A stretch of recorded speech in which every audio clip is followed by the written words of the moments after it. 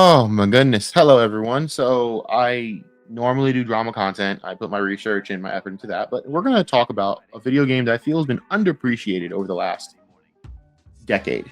And this will come as a shock to many people. Actually, more than a decade. This game came in 2015? Crazy. This game to me is the single most I think the best venture Ubisoft's had at the time in years. The problem was it was a massive, I guess, shift from the first game and what that game promised, which was ultimately a letdown in the first place.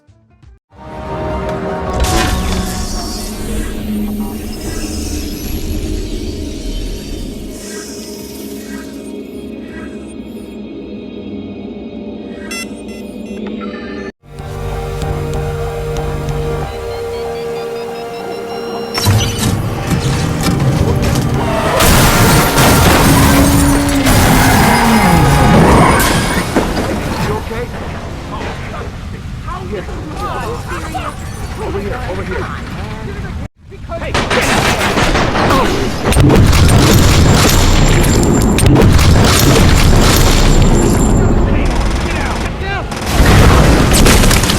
no.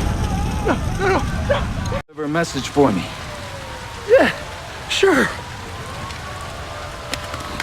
No way. Versus what they could have had with Watchdogs 1, like a darker, more grittier setting, to this lighter toned, more expansive, more colorful map that was Watchdogs 2. But I'm here to tell you, in no way do I believe that this game should have been lost to time as it was. So Watchdogs 2, what is this game? Watchdogs 1 is a game that takes place with a vigilante hacker that basically a deal went wrong, his niece died, and he went on a revenge tour. And it basically went through all of that, and it included multiple groups, like hacktivist groups like DedSec and evil corporations like Bloom. That's what happened with the first game. If you know the games, you kind of know the story, so I'm not going to really go and bore you with it, because I'm pretty sure if you watch my channel, you probably know Watchdogs 2 at this point, and Watchdogs 1 and 3, Legion, which I don't want to talk about. Watch Dogs 2 is completely a tonal shift, and it focuses more on the DedSec aspect of everything as a hacktivist group. In fact, in the first game, DedSec was just a run-of-the-mill, stereotypical hacker group that goes around hiding their faces going, "We are the Watchers. We are the ones that come for you." Yeah, okay, cool. And it was a very boring milquetoast group that had only one really good redeeming character, and that was Clara. And other than that, it was just a bunch of dudes in dark rooms hacking and basically wanting to code everything and kind of helping Aiden along as a background shadowy force. But he wasn't really pro DedSec. He was more along the lines of what's the word? Adjacent, if you will. And that kind of comes into play in Legion, but unfortunately the Legion subplot storyline was the only good subplot storyline there was.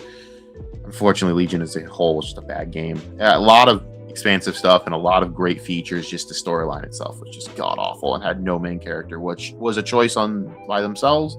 I don't know why they made that choice, but here we follow another hacker. Instead of Aiden Pierce, we follow Marcus Holloway, a gifted young hacker who basically just wanted to make a difference in the world, because his backstory was he got hit up with a false charge off of an algorithm fuck up by Bloom that landed him in jail, but he took that opportunity to take community service and actually do better by his community, blah blah blah. We don't need to go too much in the backstory, but let's just say everyone in this hates Bloom because Bloom's algorithm is disgusting and completely and absolutely fucks people over. What I find funny about this game is, and this is where the political aspect comes from, so if you are both on the right and left, you will have disagreements with me on all my assessments of this.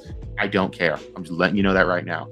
Cry about it later, but we're going to keep it a buck. This game was the best representative of how much corporations suck versus any right-wing video that could tell you. And the problem is people focus too much on where this game was coming from versus the message of this game. This game is doing all the things that right-wing channels are doing now. Oh, fuck Google, fuck corporations, fuck data. Oh, really? This game was doing that far beyond you YouTubers and your creation. You guys came around in 2017. Full 2 years after this game was like popping. So it's kind of funny hearing all the people now that, and even then they didn't start their anti-tech talk, I'd say, until like 2020s during COVID, before everyone really went on the anti-tech talk, which I understand. But at the same time, this game was talking about this far before you guys ever were, and yet people hated this game because they felt it was too quote unquote woke. You ever notice just that you just laugh at people sometimes with their stupid assessments? Granted, I can understand why you think this game's stylistically is a hipster mess. I understand. It is a hipster mess. Believe me, I know. I wish it had a little bit more tactical clothing. Believe me, I was wishing for that. I had to find ways to makeshift stuff, but whatever. Beyond the point. This game is made the way it is to appeal because it is in the Bay Area, so it should be a hipster mess with leftist ideals. Unfortunately, you're going to have to deal with that. Second of all, the one thing I do love about this game is it's not afraid to be itself, and the characters are a lot more fleshed out and a lot more relatable. As where in Watch Dogs 1, it felt as though you were tackling characters that were just very, very, very, very, very dark, cold, and miserable. And I can understand like characters like Clara, Aiden were very brooding and deep and blah blah blah. There wasn't really any. The only real funny one was Jordy. Jordy was the only character. By the way, there's Jordy DLC in this game as well. And yes, he's still Jordy. God help us all. He's the only funny character in this game, Watch Dogs 1. But everyone else just felt very boring, bland, and miserable, and wanted to just make me want to puke. I hated it, and I did hate that aspect of the game. There were ways you can mix in certain type of appeals. It felt like they didn't know what they wanted to be. The game felt like it wanted to be a noir Batman type S game, but then they kind of just fuck you over with the idea, with some of the soundtrack choices or some of the actual stylistic choices they make. It didn't feel like they went full in. A lot of people like the idea of a badass Watchdogs Aiden Peer style hacker. I prefer this game because it focuses more on the actual aspect of hacking and the accessibility and the idea of what's wrong with making cities run on an operating system. That actually focuses on the main task, is where Watch Dogs is just to me almost like a side story within the main story. You know what I mean? One thing that you will notice about this game is and this is what Ubisoft is so great at. It's their best feature. Man, the NPCs are on point. I'm gonna say this. This is the most alive game you're gonna play out of a lot of games. It's not the most alive game. I'm pretty sure Red Dead Redemption 2 would have it beat, or GTA 5. But this game feels like Grand Theft Auto within a hacker's paradise, where you have people coming up in and out and in, basically kind of being all a part of your gameplay, whether you're robbing them for money. Botnets are the energy sources you use to kind of actually do your hacking. It's your energy source. It's your processing power. Just want to let that be known. You were able to basically interact with them in many multiple variable ways. They all have personalities. They all have stories to tell. Yes, you can hack in on phone calls and hear their story, just like in the first game. And they all have lively stories. They're all alive. That's the thing about this game that makes it so much better. There's so many more side missions. There's so many more activities. As with the first game, it didn't feel like that. You can go in, barge into many territorial areas that have enemies you can shoot up and down. There are multiple factions, like the gangs, like the 508s, or I'm probably saying that gang wrong, but I don't care. The 508s is what I remember that they were called. Correct me if I'm wrong in the comments. The Taskas. Or the Russian gang, I forgot, or the Sons of something, the Sons of Anarchy stand-in biker gang. Or you could fight with the police forces, which are Humani Zulu, or the police force in general, San Francisco PD. Yes, they actually do. And by the way, they did in the T-Bone DLC touch on Humani and talked about this. This is actually pretty cool that they expanded on this. So in the T-Bone DLC of the first Watch Dogs game, where I guess he's going after Default, or some shit. They do have a default DLC in this game as well. I don't know if it's the real default. We don't know. That's the whole point. But whatever. T-Bone actually talks about, hey, Ray Kenny. He's also in the second game as a very prominent character as well. Thank God. I love Ray. Ray Kenny actually mentions, oh wow, look at you and Zulu. He's talking to Aiden on the phone, and he's like, they're gonna be big one day. They're gonna be a massive company. And Aiden's like, yeah, they're gonna be a problem. And here they are, years later. I think this is like, what, 7 years after the events of the first game? So it's multiple years after the events of the first game. And clearly, things have changed and gotten worse in terms of letting Bloom take more control and outsourcing security out to something like Unai Zulu. And by the way, be very afraid of outsourced armies. So when people talk about police forces in this country and blah, you have no idea how bad it could really get if you were to outsource things to private sectors. You don't want to fuck with that. GTA 5 also touches on private sectors as well. I love that. I thought they touch on that, but whatever, people. I'm not gonna get into too much of a soapbox on that. One of the things I love about this game, of course, is like the layout, the feel. Man, there's something about the way that this game is designed that gets me. Is the way that, again, like the city feels alive. It's so colorful. It's so fun. The driving model is improved as well. So there's all the improvements. You know, I could talk about the downgrades of this game, which is the tonal shift is a downgrade in my opinion on one aspect. It's not consistent. The way that they have this game, you can go in and do whatever you want. You can kill people. The problem is you don't have any consequences for your choices. Where the first game has the illusion of consequences for your choices, but it's an absolute tonal failure because you don't. All you get is a blurb in the fucking what's it called, the news in the end of the game where they judge you in the media, which is like, who gives a shit for the game player? No one cares. Who, you know? I'm glad everyone thinks I'm a hero or a villain, as where something like Sucker Punch would actually have it where you have consequences for your actions. Say what, like Infamous Second Son. Now we can always talk about all the Infamous games, but Infamous Second Son, of course, is the most recent game that came out. I don't think they're ever going to make another one. And again, you can whatever you choose as Delson to do, all these things impact your storyline. The thing is, I will say, it doesn't like shift. You can't like change your decision midway through your storyline. You have to choose. Either you're gonna be evil or you're gonna be good, and you have to make choices to do that. And if you want to make changes within the storyline, they will penalize you for it because you decide to be good or bad. So, example, if I kill Hank in the storyline of Infamous Second Son, guess what? Either A, it's a good thing and it progresses your storyline as a good character if you don't kill him, you know, if you let him go. But if you let him go as an evil person, well, it will hinder you back a level. So you'll have to do all this stuff to even get back to the max level that you were. And I've done this where I know I'm going to be penalized for it, but I'll do it anyways because I believe in making my own story the way it should be made. That's where I let Hank go. So I'm not totally evil. Granted, I've killed Hank too. It's fucked up. It's brutal and cruel. But anyways, this game doesn't do that. As where it's just like, all right, fucking do whatever you want. And I think that's a good thing, but also kind of a bad thing for the way you're writing the storyline. You're making them into heroes. So if I go around shooting the cops, it's not going to touch on any of that because it's going to be like, oh, whatever. So it's like it doesn't even count. You know, Marcus could be a complete villain, kill people, murder people, beat them up, run them over, set them on fire. But yet, the game will never touch on it. You'll never get marked as a villain. You're still the hero, no matter what you do. And in my opinion, that's kind of a little bit of a disappointment. I wish that you focused more on the idea that you have to face the consequences of your actions. In my opinion, the tonal shift also is just the gameplay in general. It's like, oh, you're supposed to do this, this, and this, and all these missions, but the way they kind of want you to do it, I feel as though they want you to sneak in and not kill or maim people, right? Shock them, knock them out, move in, get out. Some people don't like to do that. They like to just murder everyone and be done with it. Me, I like to do all types of fucking missions. You use your drones. I love the introduction of drones, by the way. Drones, RC cars, all that shit. I love the tech use in this game. You can do a lot of things. Makes you feel like a master just hacker at all points. But this game doesn't really touch on that. Again, you don't feel it because the way you look at the way Marcus is written, he doesn't look like he's killed many people. As where Aiden Pierce, you know, he's caught body after body after body. But for Marcus, it's like Marcus probably the worst thing he's ever done is threaten to shoot a motherfucker versus actually pulling the trigger on his ass.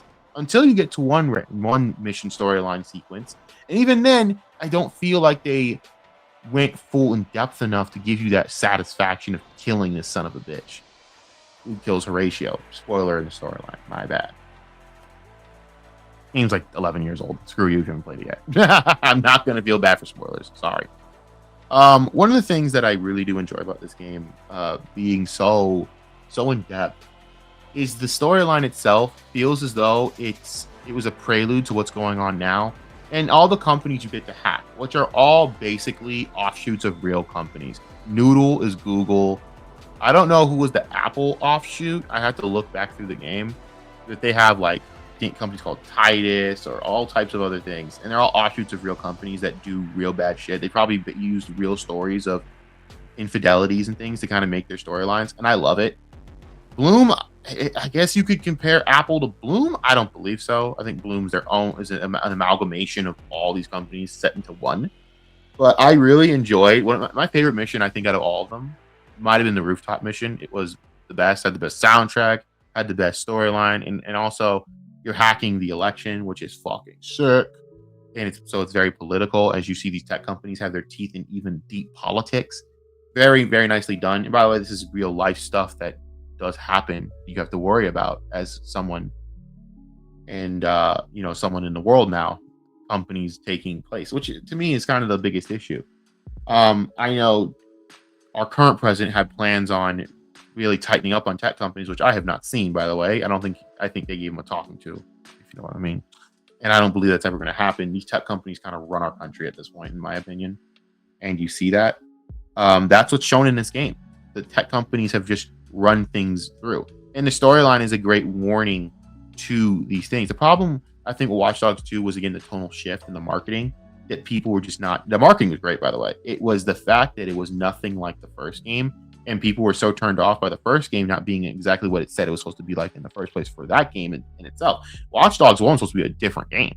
It was presented as a different game, and I don't feel it went the way it should have and leaned in enough to what it should have been. And I do feel that, and I do understand the frustration from gamers. It was downgraded, in my opinion. This game is exactly what it said it was going to be. The problem is a lot of gamers didn't want that, so they didn't give this game a chance. Now, granted, this game has aged so much better throughout the years into being the game that it is now, but I will say it is a little bit disappointing that we don't have much of a basis for sequels, because you look in again, and I look back on Legion with, man, this game had potential, and I could go into why it failed, but it'll take me forever to get through that. I will say the biggest reason that it failed was it had no main character. The best storyline in that game was a DLC storyline with Aiden Pierce. Which makes you beg the question: why didn't you just make a video game that was based on Jack Pierce, the nephew of Aiden Pierce, and have Aiden Pierce come back into the storyline through that, and would have made fans actually enjoy that game? And everyone could have came back, because one thing they did well, they had multiple cameos from all the characters throughout the first two games. So what are we doing? But that's something I ask all the time. Ubisoft just doesn't know how to make storylines because all their writers suck. I could go into days why I hate Ubisoft writing, but I'm not going to go into that yet. I might do a video pretty fucking soon. Not going to lie. But the thing about this game that gets me is it just feels so layered and fleshed out and alive that it's sad that, and the DLCs are pretty fun, all of them. All the weapons are pretty fun. Like the weaponry in this game is pretty interesting. The problem though is lack of customization. I will always say this: Watch Dogs' lack of customization is its downfall, in my opinion, for a lot of reasons. Customization is very important for people. It's something to do in the game which increases it increases game time, gameplay time.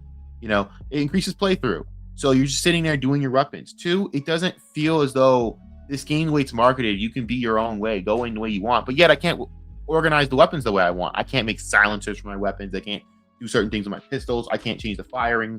I can't change my loadout. You only have 2 weapons you can use, which kind of sucks. So you have to be really, which I think sucks, but also is fair to make it more challenging. You have to actually be smart about your weapon choice. But I can't edit my weapons. I can't do anything with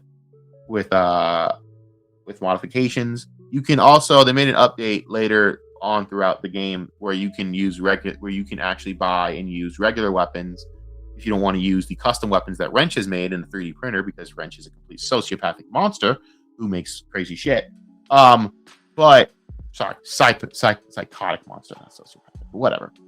What my problem is the fact that the lack of customization does not work for a game that's marketed on being whoever the fuck you want to be. So you wanna what's the word? The only customization there is the weapon paint. But if you want to sit there and do what you want to be, isn't it kind of counterproductive to have a weapon system that doesn't let you customize anything? I can customize anything? I think it's pretty fucked up. The characters, we're going to get into the characters now. The characters are one of my favorite parts of this game.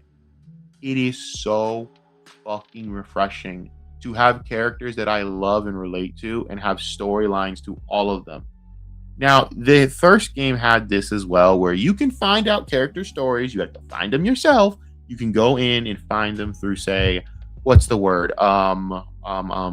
Recordings. You have to hack recordings. So you need to go around the hacker space in your home base and hack recordings to find out storylines and all the characters.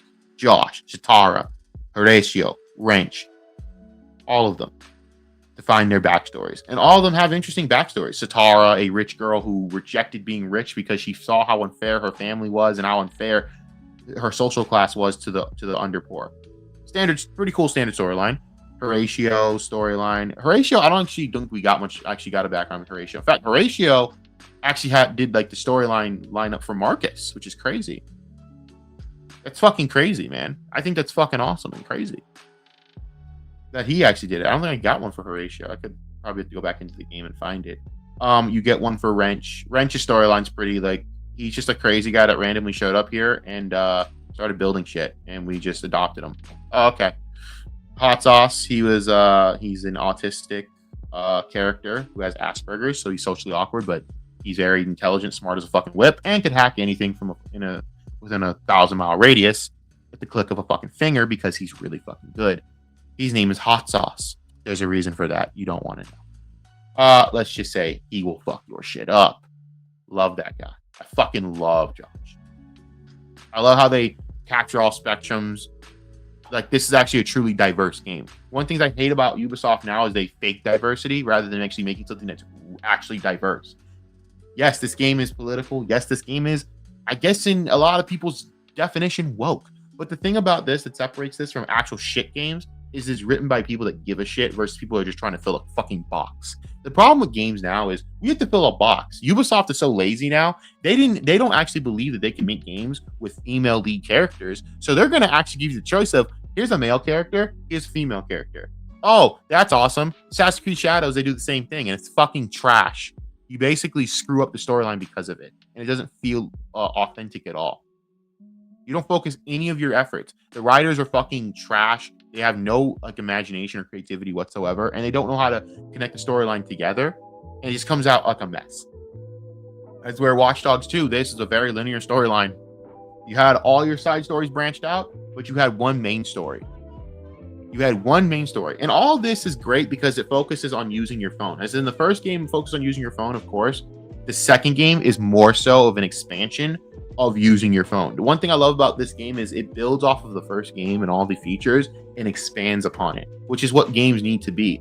Say one of the best examples of that is the Jedi series from Respawn with Cal Kestis, where the second game is virtually the same as the first game, but you're adding things where you do the same exact things you were doing in the first game, but you are now adding things like lifting up and pulling or doing this or having the dark side, things that actually make you feel like you are rewarded for playing the first game in the fucking first place, not having to restart everything. This game does the same thing pretty much, where it builds upon its features rather than just going back and doing the same fucking thing over and over again, which I absolutely fucking appreciate. One of the things that I really enjoy about this game. But I will say, this game's fleshed out. It's very diverse. And I mean that in a good way, not in the, oh my fucking God, here we go, they're forcing characters down our throat type of way. No, they don't force anything down your throat. This is a very fun game, and you actually like every character. They're not hollow, they're not wooden, they're very fun, they're very cool. They have references all over the place where if you're a nerd, this is a paradise for you. Discussions over Alien versus Predator, Predator versus Batman, shit like that. You think I'm shocked to hear a video game reference Predator versus Batman. That's fucking badass. Dude, it's badass as fuck. It's fucking badass.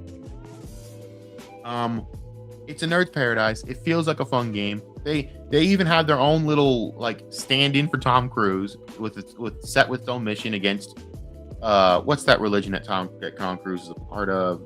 The fake one, the scam one. You know what? I forget the name of it. To fucking be honest with you, y'all can hit me up in the comments with it. But yeah, they have that too. Like they really do a great job of this, man. They really do a great job in this game, and the soundtrack is phenomenal. It's diverse. It is a diverse soundtrack as well.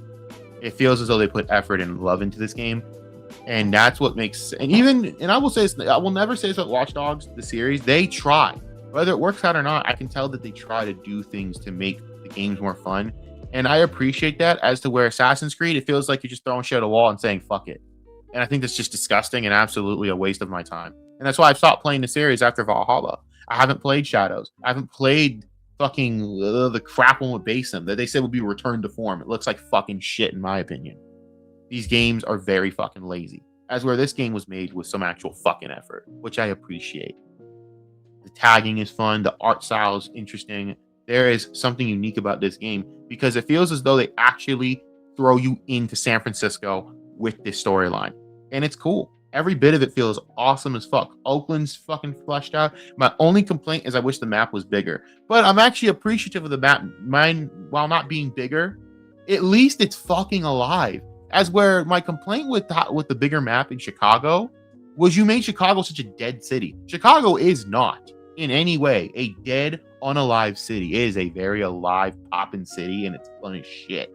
I absolutely did not like the way they represented Chicago. Felt dim, hollow, and dead. And I did not like that at all. It was one of the things that really pissed me off about this game.